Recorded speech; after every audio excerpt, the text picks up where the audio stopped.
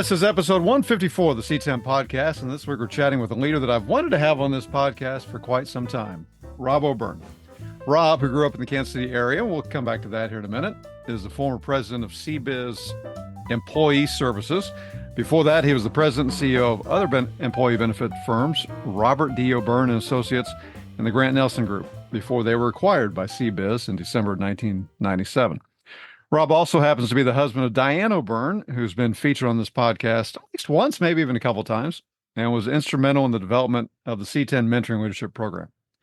With all that, it is my honor to introduce you to Rob O'Byrne. Welcome to the C in the Major League Shed, my friend. How's it going today? Thanks, Matt. It's going great. Really appreciate your having us on. And I know through Diane that we have been not only supporters, but big advocates and cheerleaders for everything you guys are doing at C10. So thanks for having me.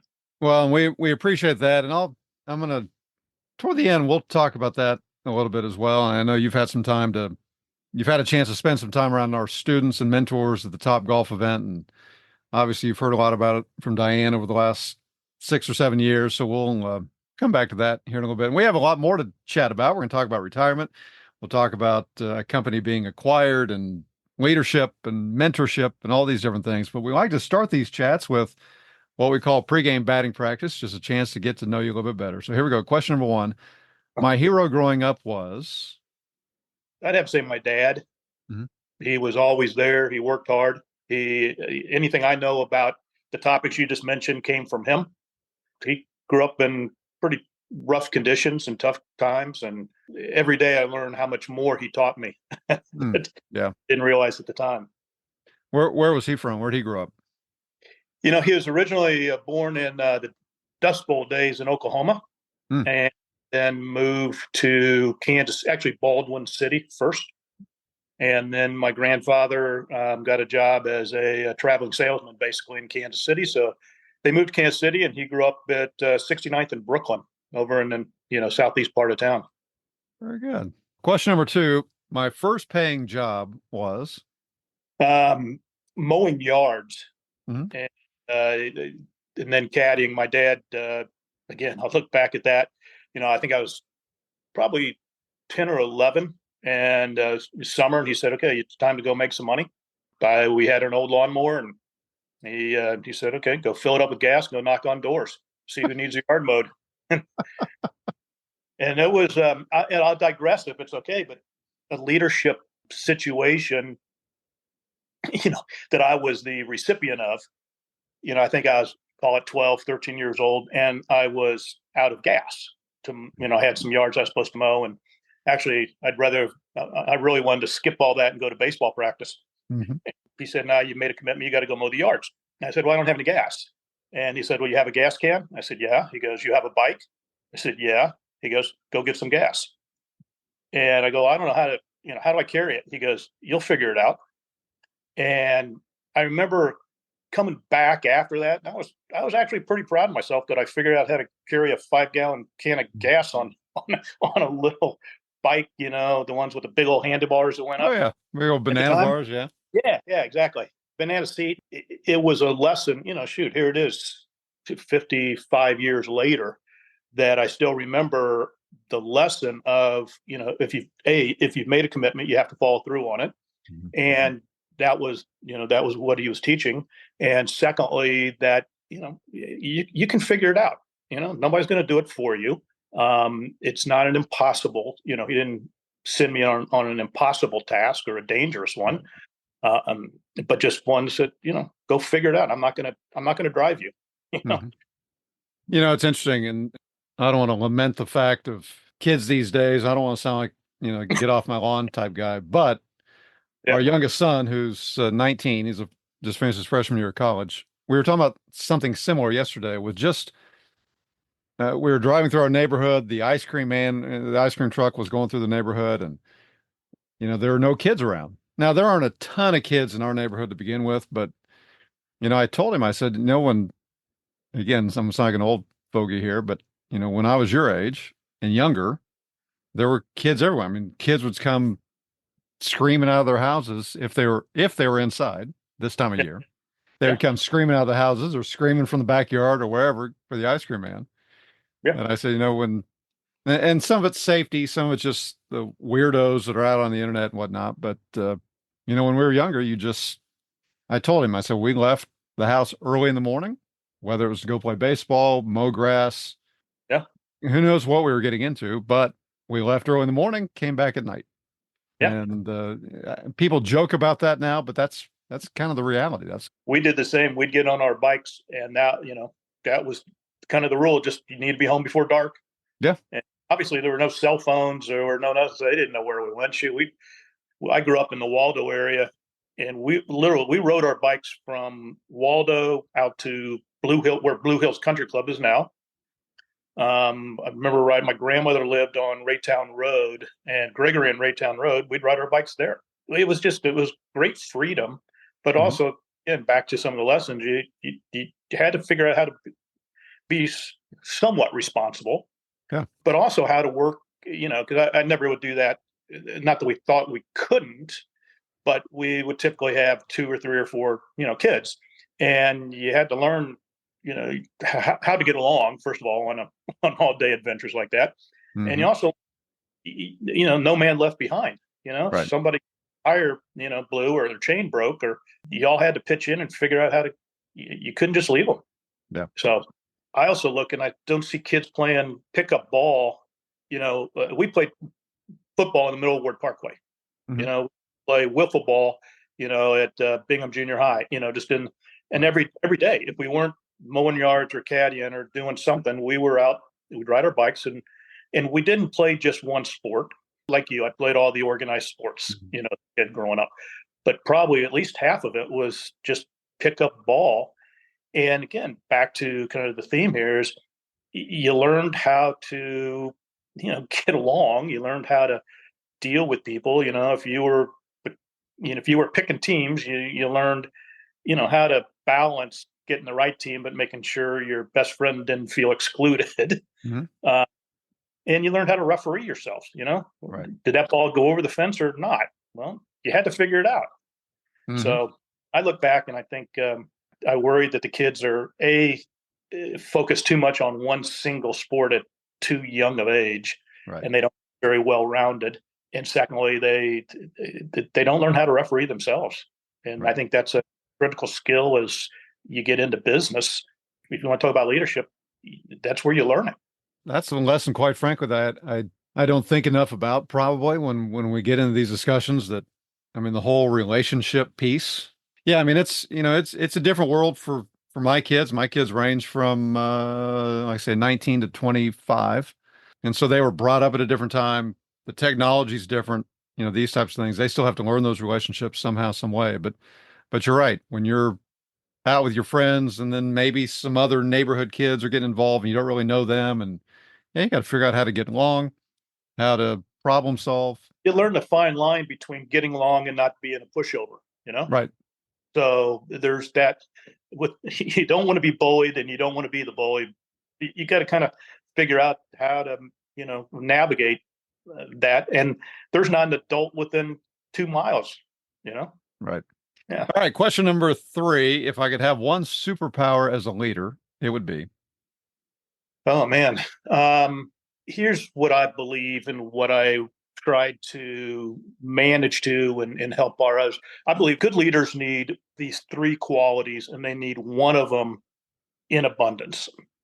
I think they need to have the technical skills for the role that they're in. They need to know what they're doing, or nobody will follow them, right? Mm-hmm. You put these in baseball terms. You need to, you need to know how to play the game. Mm-hmm. The second thing I think that you need to do is to set a vision. It's probably an overused term, but you need to set a course of action that's clear and a direction that everybody says, okay, this is where we're going, and these are the skill sets that we're going to need to get there. And people they can't be adrift at sea. You can call it a vision, you can call it imagination. Bill Gates, if you want to put it in a business sense, was a great technician. His strength was his vision and his ability to see where the old adage where Gretzky said, I can see where the puck is going, not where it is. The third skill that all leaders need is the ability to inspire people. A lot of people say to motivate. Well, you can motivate through a lot of different ways, but if you're motivating through fear or through economic consequences, then once that fades, you kind of lose the audience. So you need to technically know what you're doing. You need to set a compelling vision, and you need to be able to inspire people to use those skills to accomplish that vision. And if back to your question, probably the weakest one was the technical side, because I was really more concerned with where the world was going in our industry, as mundane as it might be. Where is the insurance and employee benefits world going? And how do we motivate people to do the things that needed to be done differently to get there? So I look back and I say I think the strength that I had was the ability to articulate that strategy of where we're going and to get people to follow us. And it certainly wasn't a superpower, but that's the one thing that I look back and go, I enjoyed that. And I think I was reasonably effective at it. I think question number 4, if I could meet one person in history, it would be? The person that I really would like to have met and just have a beer with would be Winston Churchill. Mm-hmm. Look back and you think about his leadership in times of great crisis and what he was able to do and really rally not only a country, but a significant part of the world around him. Pretty incredible to me. And he'd be a fun guy. Obviously he was a very intelligent and witty. I think it used to be a fun conversation, to pull out a bottle of port and, they say hey, let's chat. Yeah, exactly. That's who comes to top of mind anyway. I think that's a good one. That would definitely be interesting. All right. You cruise through those, but as we get into the bulk of this now, tell me about 17-year-old Rob O'Byrne. Early part of right after I turned 17, I had just graduated from high school in 74. And I had an uncle, my dad's brother, who had traveled the world hitchhiking and backpacking over the world as a precursor to the hippie, I guess you would say. Beatnik is what he called himself. And he encouraged me to do that. So I left in September of 74 with $600, a backpack, and a Eurail pass, and spent 3.5 months. Again, this is before internet, before I'd laid out an itinerary, but I never followed it. And my folks had no idea where I was most of the time, and just kind of roamed around Europe and North Africa. And that, again, taught me a lot about how to get along with people in a strange, different countries with you didn't know anybody. Mm-hmm. Then came back and then started freshman year of college in January of 75. And that was at Duke? Yeah. So how in the world did you end up at Duke? I wanted to go somewhere warm and south. I had been encouraged in high school from I went to Rockhurst, some of the Jesuit priests there it challenged you to really stretch and see how good you could be. As it turns out, I got into Duke as a second semester enrollee, not as a first semester. But at least I pushed myself to see if I could get in there. Mm-hmm. And they offered me an opportunity to be on the wrestling team, which in hindsight, I also had played a lot of golf as a kid because I caddied. So I got to play on Mondays and, got to be reasonably proficient. And it turns out I took golf for PE, and I quickly realized those guys had a lot more fun. They were out traveling around drinking beer, and I'm in a sweatsuit trying to, I weighed 135 pounds, trying to lose 10 pounds and getting beat up at practice pretty regularly. So I quickly realized I was the best golfer on the wrestling team and the best wrestler on the golf team, neither of which made any sense at all.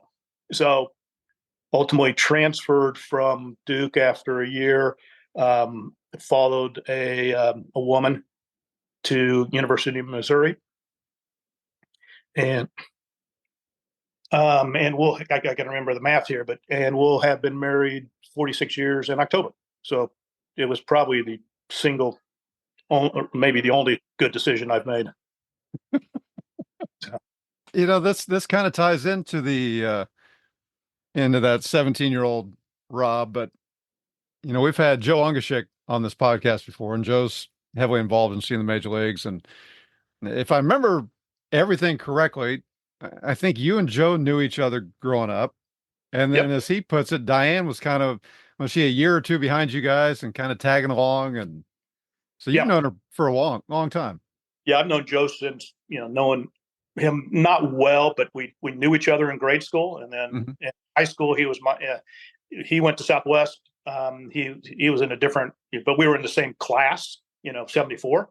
Hmm. And Diane and Joe's brother, Mark, I think Mark was the same year as Diane, 75.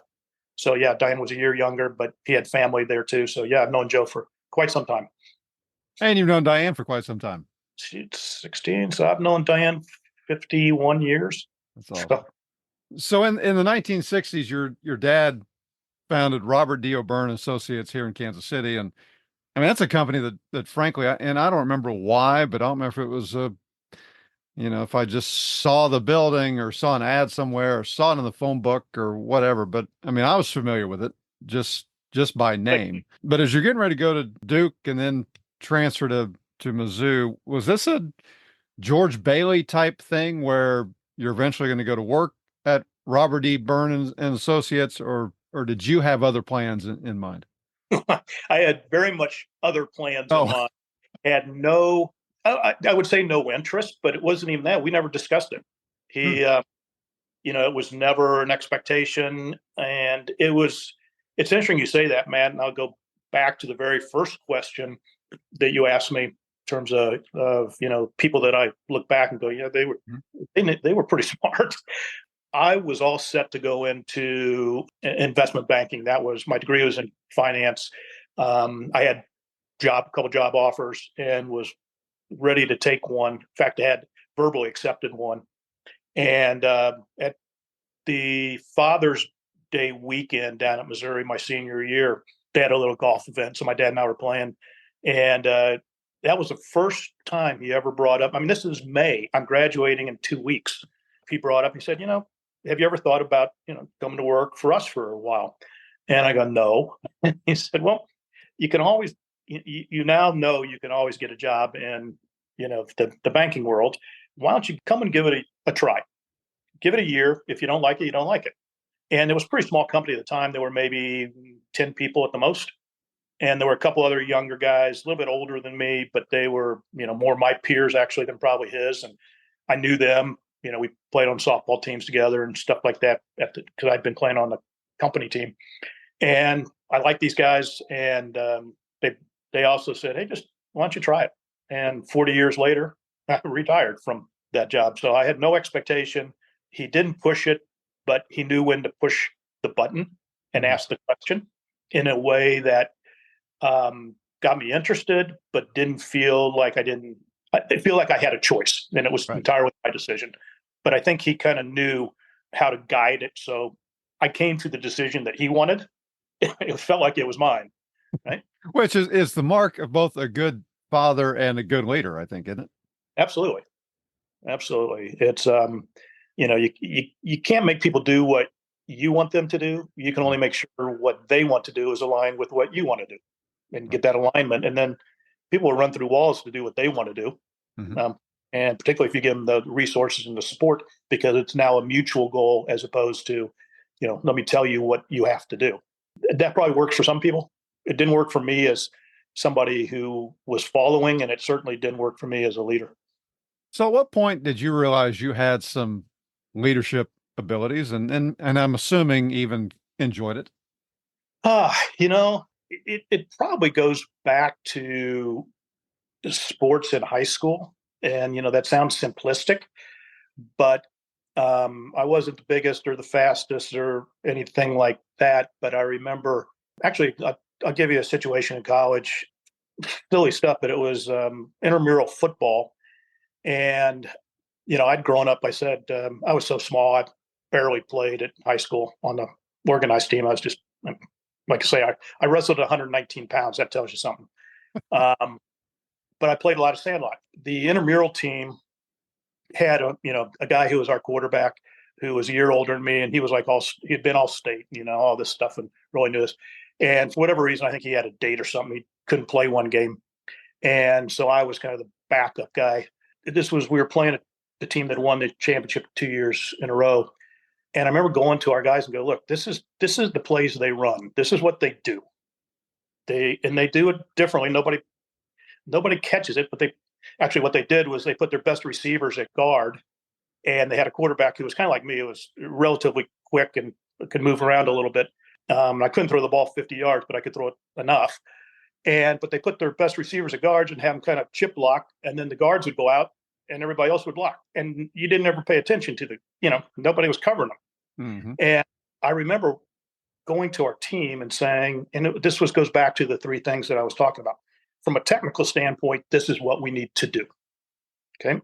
And this is the game plan. This is how we need to do it. And actually, we're going to try to beat them at their own game. I said, and if we do that, then here's kind of the chess pieces that we have to do. And I was able to create this is all in retrospect, Matt, and the guys that were there probably just laugh at me saying this, but I remember saying, and it actually worked. And I remember from that point on, I was now the starting quarterback. The rest of the guys playing on the team go, nah, we'd rather, we like what you did. And that was the first time I realized and kind of put those things together going, okay, if you know what you're doing, you can set the direction that you want to go based on what you're doing, and you can create people to believe in it. Then that's the first time I really remember going, God, it worked. I don't know, but it worked. And it just kind of set a foundation, at least for me, that was effective from that point forward. And I always kind of reverted back to that situation going, all right, let's figure this out. This is J.R. Buckner, President and CEO of First Federal Bank of Kansas City. We hope you're enjoying this week's conversation. For this week's Student Spotlight, I'd like you to meet one of the students in our C10 Mentoring and Leadership Program.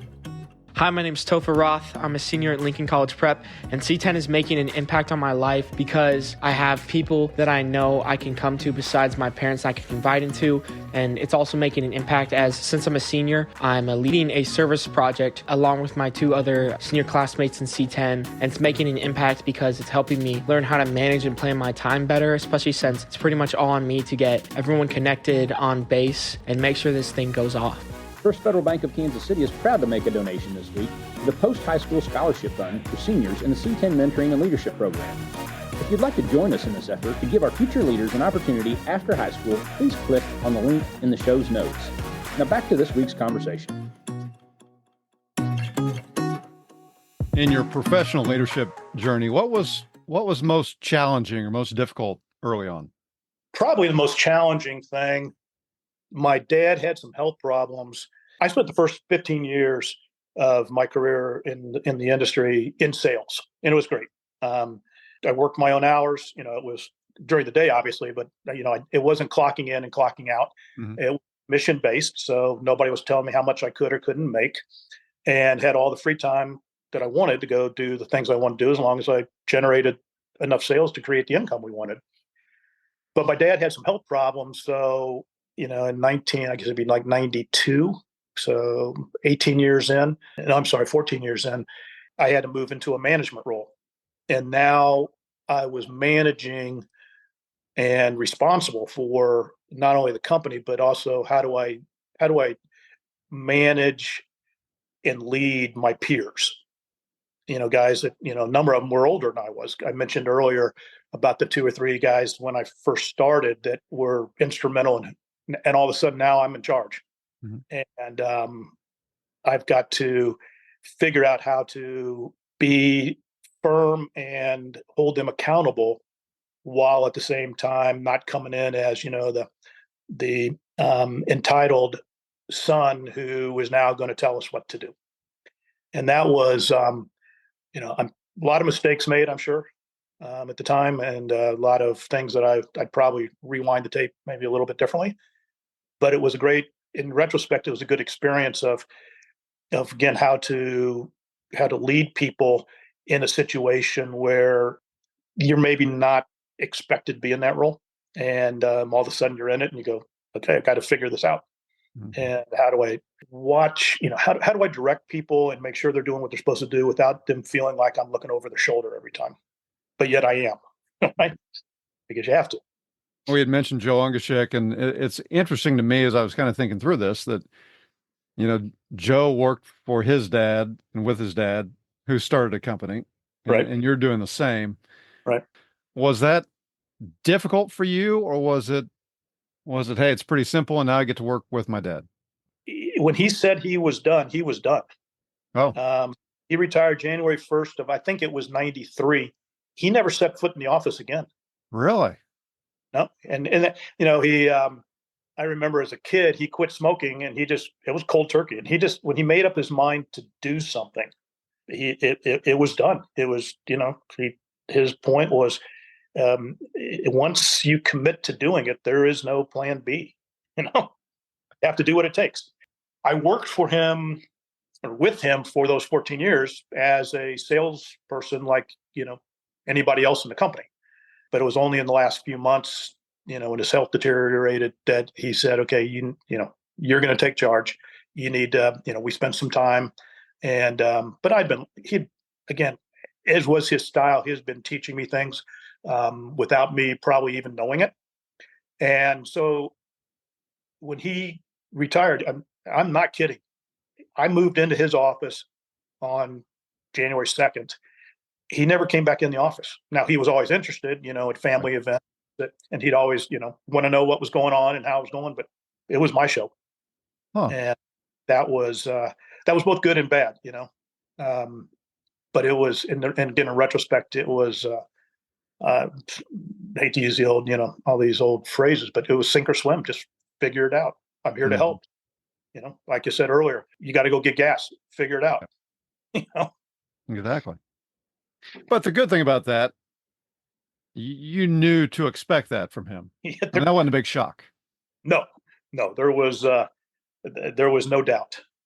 We mentioned CBIZ, and that's how people know the company now. But CBIZ came into the picture in 1997. How did all that come to be?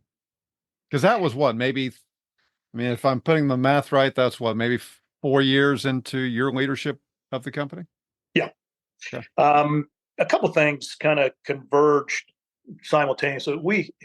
It was a time of consolidation in the insurance brokerage industry, and we had been approached by several different firms about, selling, merging, whatever term, they had wanted to use. And we had always said, no, we just want to stay independent. But it got us starting to think about that possibility. At the same time, in the mid 90s, the environment and the business was changing very fast. You had different type of health plans coming in, for the people that are familiar with it, you had HMOs starting, health maintenance organizations, you had PPOs, you had a lot more regulatory things coming down. So it became a much more complicated, and you had technology starting, with, how do you do electronic, in our world, electronic enrollment, but how do you use the technology that's coming on? And we realized, and this was really go back to kind of the second criteria of where's the puck headed here, and what are the technical skills we needed to get there. And I realized that the world was moving a lot faster than we were going to be able to keep up with. That there was capital needed, not just financial capital, but intellectual capital that was going to be needed to continue to stay at a level of that we wanted to, of a firm that's kind of a leading edge. And we didn't have all of that in-house. We were approached by a couple different firms, and we took one pretty seriously because it was an innovative, which is CBIZ. A lot of innovative ideas. It was a startup at the time. We were one of the early ones in, which gave us not only some personal growth opportunities, but we weren't going to be kind of jammed into, well, this is how we've always done things for the last 100 years. I mean, the insurance industry is not a new industry. Right. It's been around a long time. And there's a lot of people that go, well, this is how we do it. This is how you're going to do it if you come with us. And we go, that doesn't sound like a lot of fun. And right. The world's changing, and we're not going to be able to change with it if we get stuck in that kind of mentality. So all those things kind of came together at the confluence of events. And I was also, quite frankly, at that point on a very personal level, I was, 40 some years old, and back to an earlier conversation about, what I learned from the Jesuits was, okay, it's time to push yourself. Mm-hmm. I was pretty comfortable. I didn't have to travel very much, if hardly at all. We had a great company. We'd grown to 150 people maybe, and I knew everybody. And I could, take vacations when I wanted to. I could go play golf 2 or 3 times a week. And I was getting a little lazy and a little bored. And I remember back to, what I got pushed to do from high school into college, going, okay, you need to see what you can, not just me, but we need to see what this company can do. Those things all kind of came together. And I remember pulling our leadership team together. They were the only ones that knew. And I said, hey, what do you guys think? And that was, again, back to where, how do you inspire people? 99% of our people go, all right, I'm in, let's go. You mentioned deficiencies, if you will. I mean, things that, as regulations were changing, as the business was changing, you started to realize things that you guys didn't do well. From a leadership standpoint, is it tough, or was it tough for you to put the ego aside and say, you know what, we need to get better in these areas? Not really. First of all, intellectually, we knew we had to, so didn't have a whole lot of choice. Right. But one of the phrases that actually a colleague of mine who was a contemporary and still one of my great friends from our company, he's just getting ready to retire.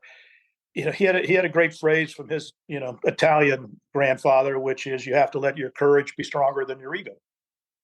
One of the things that I really did not like early in my career was cold calling and knocking on doors and, asking people if we could talk to them about what we did. I loved it once we got into it and I could explain what we did, but just that initial cold call, if you will, was tough. And I remember he and I went on a lot of joint calls together and we'd do stuff jointly. And he always would say to me right before we had to, kind of start, he goes, okay, let your courage be stronger than your ego. That's what, in retrospect, I recall the discussion was at the time of, yeah, we've got these holes. We know we do. Let's don't let our ego stop us from acknowledging that and prevent us from moving forward.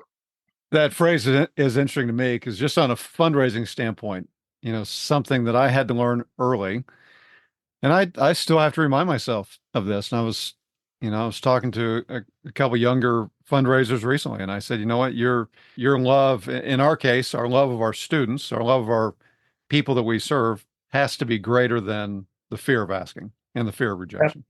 Yep, exactly. You retired on June 1st, 2018.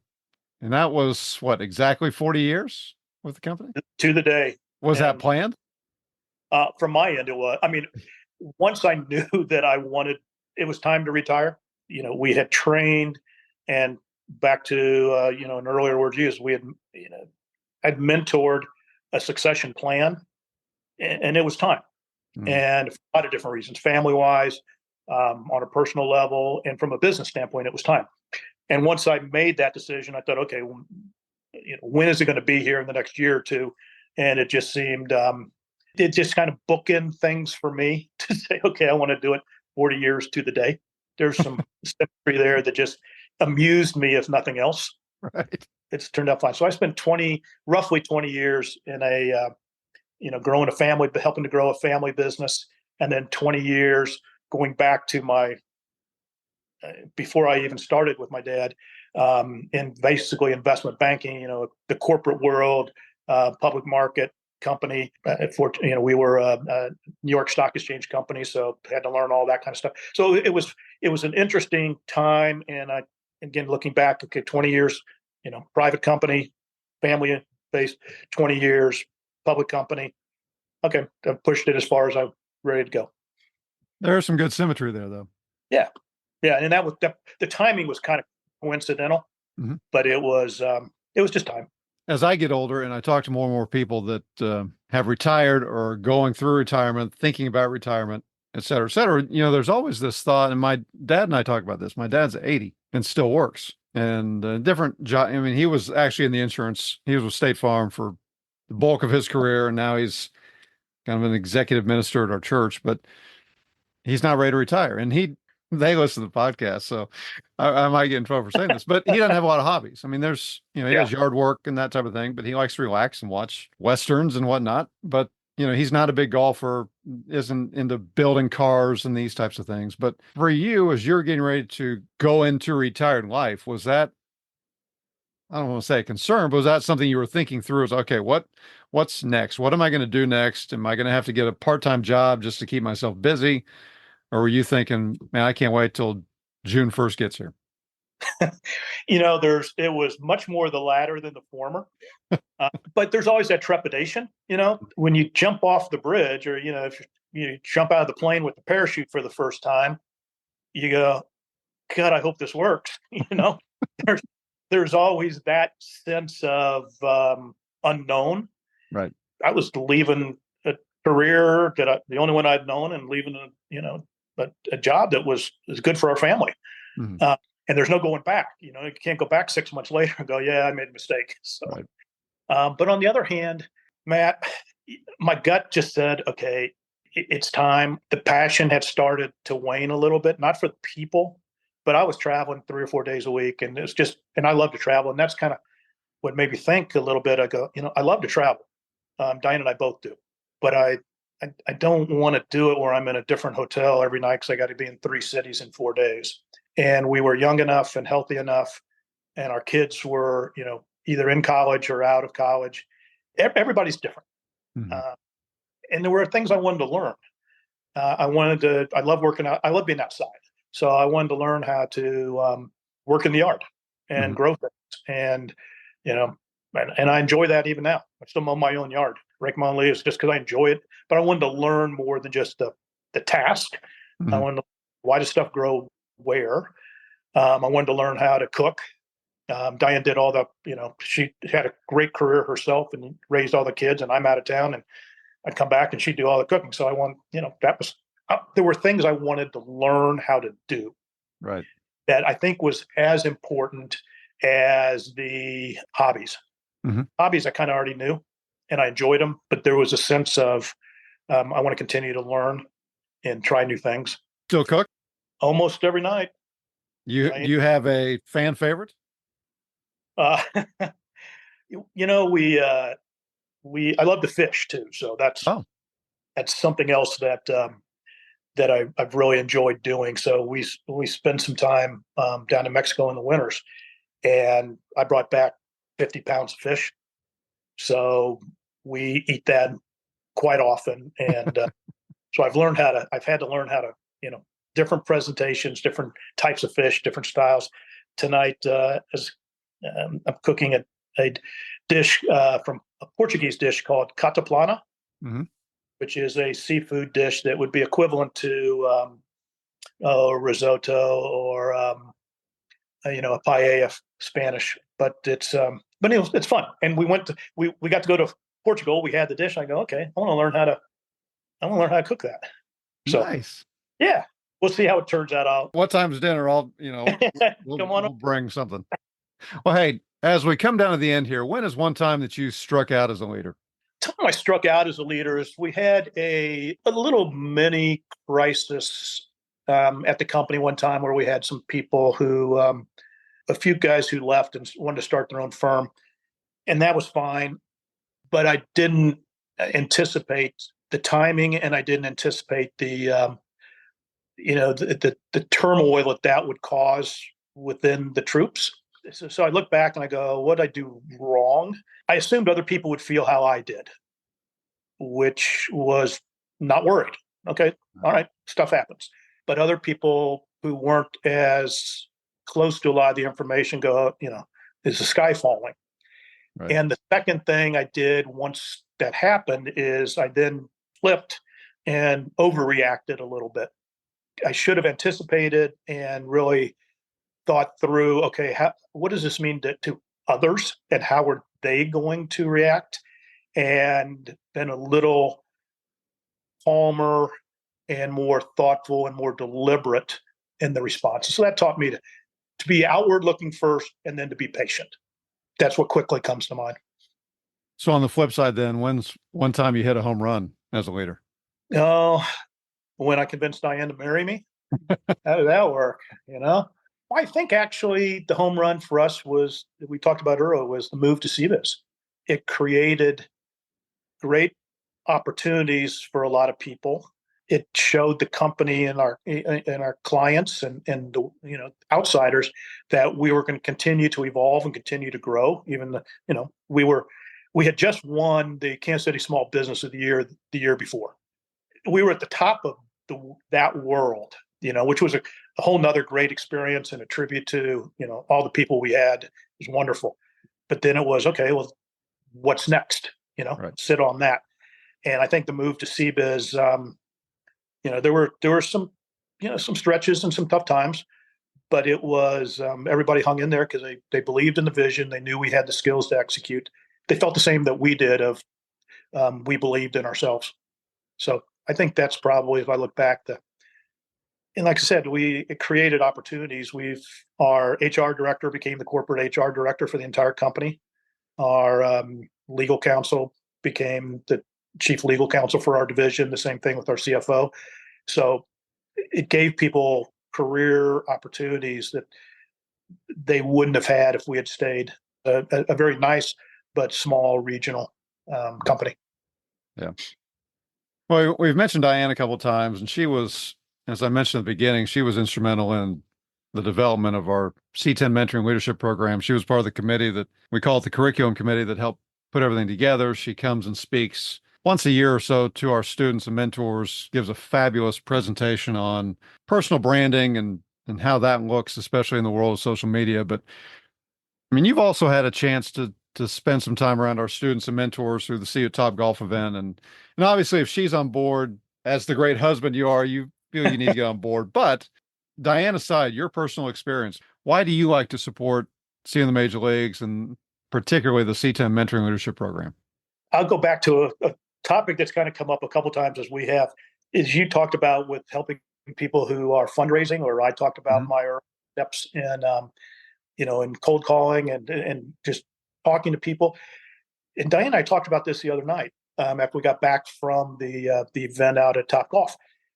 There were so many of those young kids who would come up, look you in the eye, say, "My name is, Matt. How are you doing today? Here's what I painted," or "We're doing this." And they shook your hand, they looked you in the eye.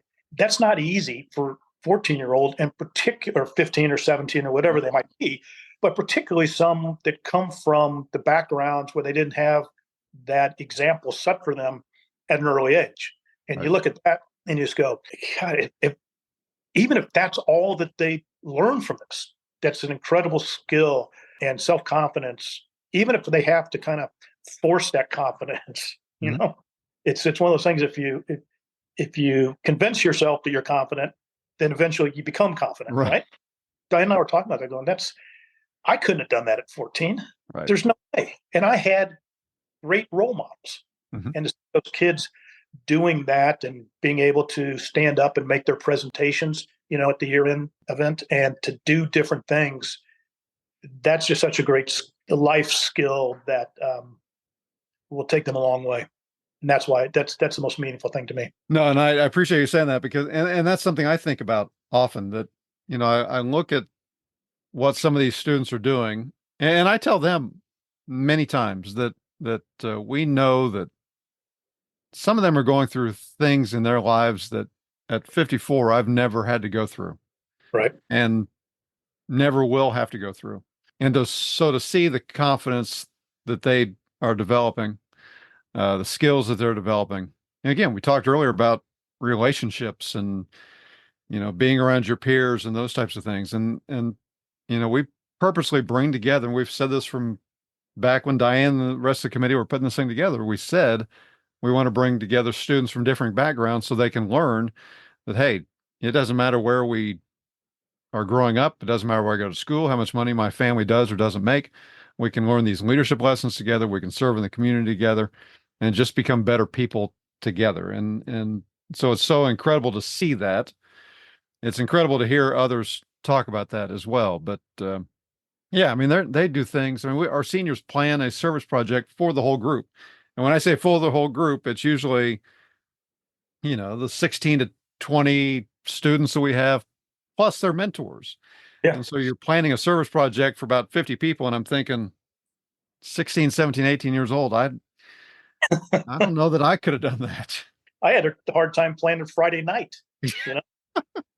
So, I think the other thing they learned through that is you have to be willing to take risks, and you take a risk when you walk up to somebody who you don't know, who's multiple times your age, and you say, "Hi, my name is, can I get you anything?" That's a big risk. Yeah.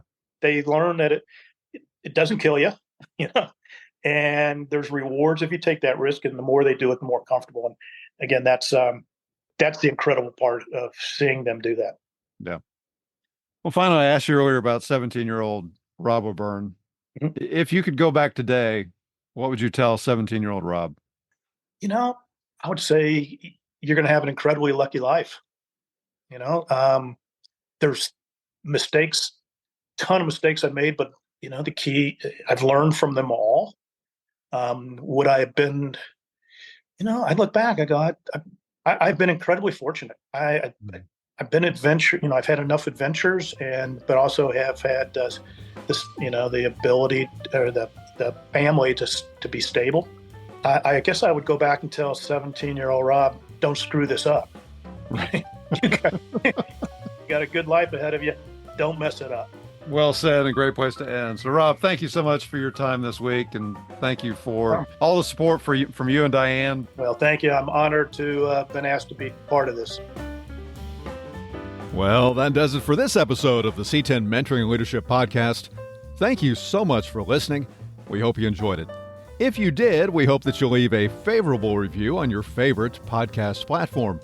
If you didn't enjoy it, or you have other comments or suggestions for potential guests, you can click on the comment link in the show's notes. Be sure to hit the subscribe button so you don't miss an interview. And if you or your company would like to help underwrite this podcast, let me know. Until next time, this is Matt Folks for the See You in the Major Leagues Foundation saying be safe and take care.